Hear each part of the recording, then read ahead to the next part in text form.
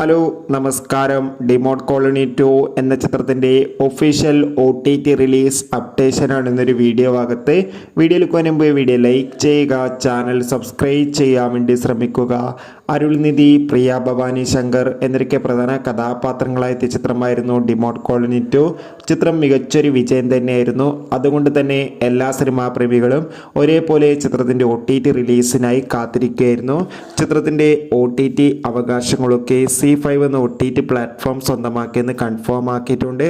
ചിത്രം ഇതാ ഈ വരുന്ന സെപ്റ്റംബർ 27 OTT റിലീസ് ചെയ്യുമെന്ന് കൺഫേം ആക്കിയിട്ടുണ്ട്. ചിത്രത്തിൻ്റെ OTT റിലീസിനായി നമുക്ക് കാത്തിരിക്കാം. ചിത്രം കണ്ടവരുടെ അഭിപ്രായം കമൻറ്റ് ചെയ്യുക.